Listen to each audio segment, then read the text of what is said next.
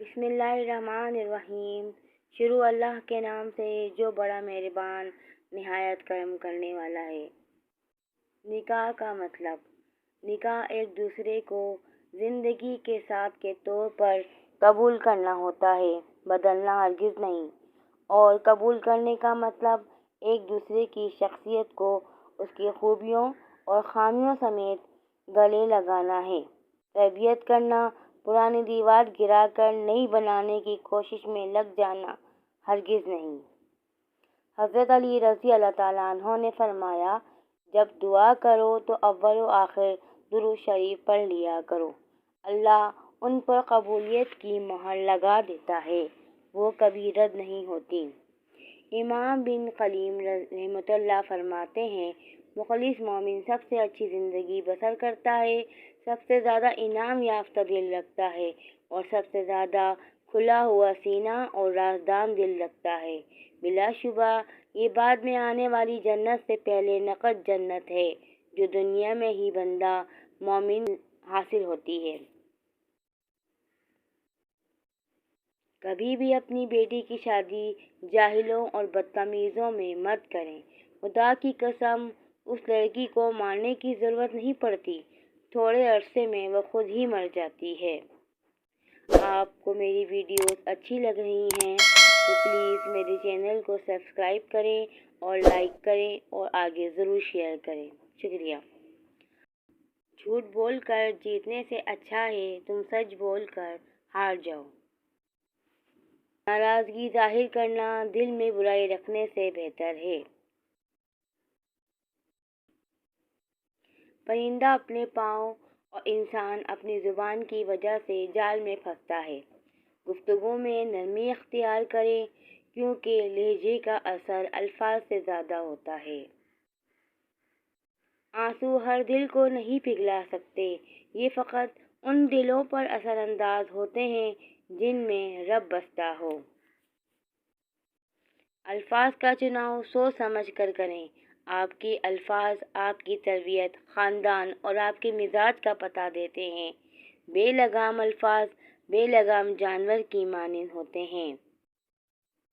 اگر پینسل بن کر کسی کی خوشیاں نہیں لکھ سکتے تو کوشش کرنا کہ ایک اچھے ربڑ بن جاؤ کسی کے دکھ مٹانے کے لیے۔ جنہیں ہمارے ساتھ کی ضرورت ہوتی ہے وہ ہماری بڑی سے بڑی غلطی کو بھی معاف کر دیتے ہیں، اور جو ہم سے بیزار ہوں وہ چھوٹی سی بات پر ہی ہاتھ چھڑا لیتے ہیں۔ رسول اللہ صلی اللہ علیہ وسلم نے ارشاد فرمایا، بڑے بھائی کا حق چھوٹے بھائی پر ویسا ہی ہے جیسے باپ کا حق بیٹے پر۔ ہم برے تھے، برے ہیں اور برے ہی رہیں گے۔ فکر تو وہ کریں جو بولتے کچھ ہیں، کرتے کچھ ہیں، دیکھتے کچھ ہیں اور ہوتے کچھ ہیں۔ مرد کوئی رئیس یا خوبصورت عورت نہیں چاہتا، وہ چاہتا ہے جو اس کو سہارے کی ضرورت ہو تو اس کا ہاتھ پکڑ کر کہے، کوئی آپ کے ساتھ ہو یا نہ ہو، میں ہمیشہ آپ کے ساتھ رہوں گی۔ کبھی بھی کسی اور کی باتوں میں آ کر اپنی بیوی پر ظلم مت کرو۔ اگر وہ کمزور ہے تو کیا ہوا، اس کا رب کمزور نہیں ہے، اور جب اس رب نے اس کا بدلہ لوٹایا تو تمہاری زندگی بہت مشکل ہو جائے گی۔ صرف اپنے آپ کو صاف رکھنا نصف ایمان نہیں، اپنی سوچوں اور دل کو بھی صاف رکھنا چاہیے۔ بے شک پاک ہے وہ ذات جو سیاہ رات میں سیاہ چٹان پر سیاہ چیونٹیوں کو حرکت سے بھی واقف ہے۔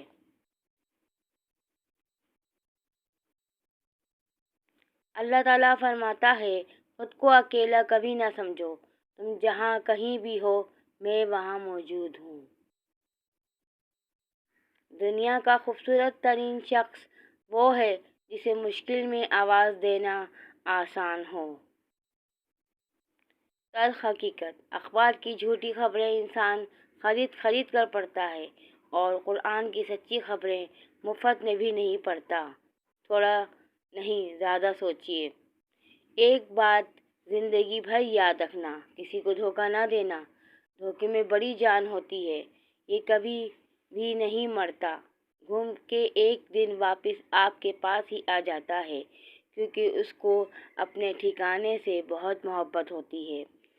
رسول اللہ صلی اللہ علیہ وسلم نے ارشاد فرمایا، جو کسی تنگ دست کو میعاد گزرنے کے بعد مہلت دے گا، اس کو ہر دن کے حساب سے اس کے قرض کے برابر صدقے کا ثواب ملے گا۔ سبحان اللہ۔ رسول اللہ صلی اللہ علیہ وسلم نے فرمایا، طاقتور وہ نہیں جو پہلوان ہو، دوسروں کو پھچاڑ دے، بلکہ طاقتور وہ ہے جو غصے کے وقت اپنے آپ کو قابو میں رکھے۔ اس دنیا کا سب سے بڑا خسارہ نماز اور قرآن کو کھو دینا ہے، یعنی اگر ہماری زندگی میں نماز اور قرآن نہیں تو اس سے بڑا خسارہ اور کوئی نہیں۔ بیٹی کی شادی اس سے کریں جس میں اللہ کا خوف ہو، کیونکہ ایسا شخص بیوی سے محبت تو عزت دے گا، اور اگر نفرت کرے گا تو ظلم نہیں کرے گا۔ جھاڑو کی طرح صفائیاں دیتے ہوئے زندگی گزارنے سے کہیں بہتر ہے بیلچہ بنو اور اٹھا پھینکو ایسے لوگوں کو جو جینا حرام کر دیتے ہیں۔ تمہارا ایمان تمہارے صبر میں ہے، جتنا تم رب کی رضا پر نفس کو راضی کرتے رہو، اتنا ہی تم مومنین کی صف میں بلندی و عروج پاتے رہو گے۔ ہماری روح کا ہم سے کہنا کہ تم نے ساری زندگی اپنے نفس کے پیچھے تباہ کر دی اور میرا کچھ بھی نہ سوچا۔ یا رب، عطا کر وہ راستے جس میں بھٹکنے کا گمان نہ ہو۔ گھر کے اندر اس مزدور کی قدر کریں جو آپ کی زندگی میں آئی اور پھر کبھی چھٹی پر نہیں گئی۔ میری ویڈیوز اچھی لگیں تو میرے چینل کو لائک اور سبسکرائب ضرور کریں۔ شکریہ۔